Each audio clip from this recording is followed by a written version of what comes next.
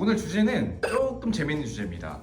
요즘 저희 컨설팅 들으러 오는 친구들의 한 80%는 중고신입인 것 같아요. 중고신입이 뭐 기준이 다 다르겠지만 뭐 중소기업이든지 뭐 중견 대기업이든지 조금이라도 다니고 오는 친구들이 많은데, 솔직히 6개월 단위나 1년 단위나 2년 단위나 이 효용성의 가치가 되게 다를 것 같은데, 좀 안타까운 케이스 중에 하나는 막 3년 다녔어요, 한 회사에. 근데 이 친구가 갑자기 중고 신입하겠다고 온 거예요. 친구는 뭐 바뀔 때도 있고 안 바뀔 때도 있어요. 좀 여러 가지 케이스들이 있는 것 같은데, 이런 친구들에게 중고 신입은 딱 이만큼만 하고 다시 도전하는 게 좋을 것 같은데, 이런 조언을 해주신다면 어떤 전략을, 시간을 잘 활용하는 게 좋은지 한번 말씀 부탁드립니다.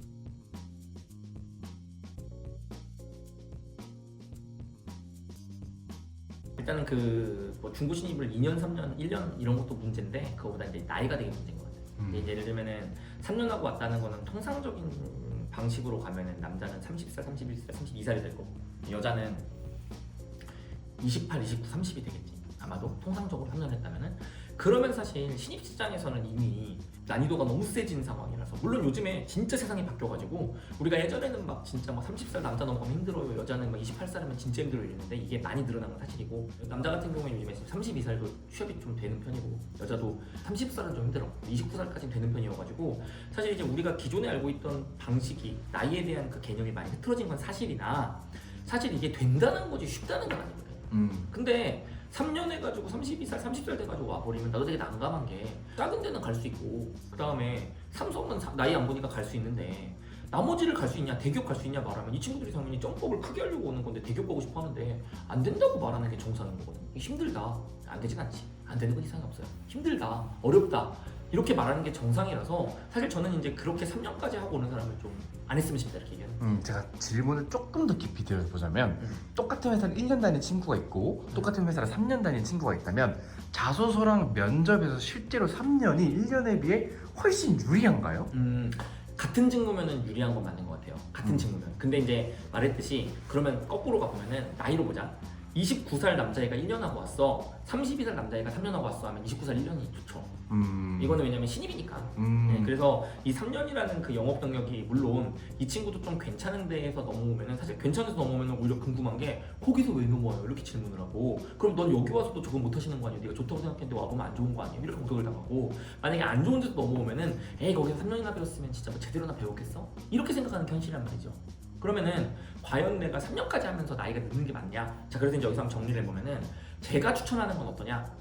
1년에 가라는 거지. 1년부터 가는데, 콘텐츠를 보신 분들이 있다면은 알 텐데, 중고신입 싫어합니다.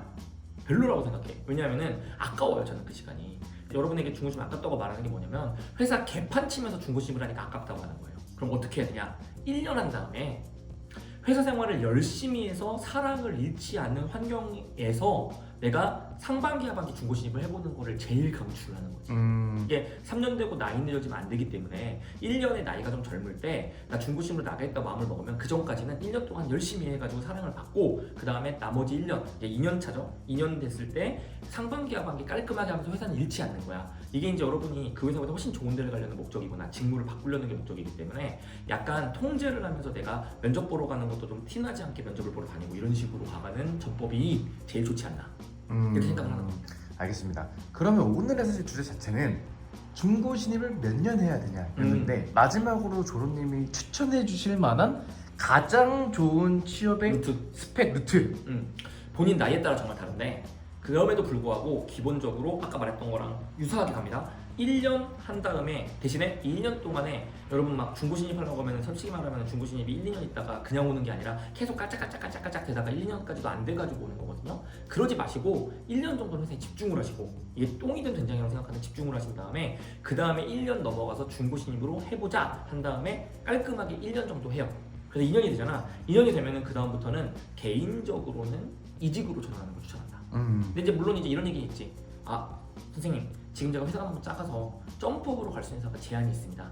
맞아요. 근데 그거를 2년 넘어서 중고신입, 3년 넘어서 중고신입 한다고 하더라도, 여러분이 들이는 심력이랑 노력이랑 시간에 비해서 딱히 점프업이 안 될 가능성이 높기 때문에, 그렇게 시간 낭비하지 말자고 얘기하는 거고, 차라리 경력이직 점프 한 번에 좋은 데 못 가도 점프 해가지고 여러분이 10년 전에 좋은 데로 가면 돼요. 근데 그렇게 가더라도 인생에 큰 하자 없고 오히려 본인에게 쌓이는 레이어는 되게 좋아요. 그러다 보니까 저는 이걸 강추하는 거예요. 1년 회사 생활하고 1년 중고 신입하고 그 다음부터는 이직으로 가는 거를 강추하고 사랑을 받자. 이렇게 얘기 드리겠습니다. 이직이 인풋 대비 아웃풋이 조금 더 좋을 수도 있다. 편하다. 오늘 그래서 중고 신입 얼마나 해야 돼요 말씀드렸는데 참고하셔서 좋은 회사 가시길 바라겠습니다. 감사합니다. 감사합니다.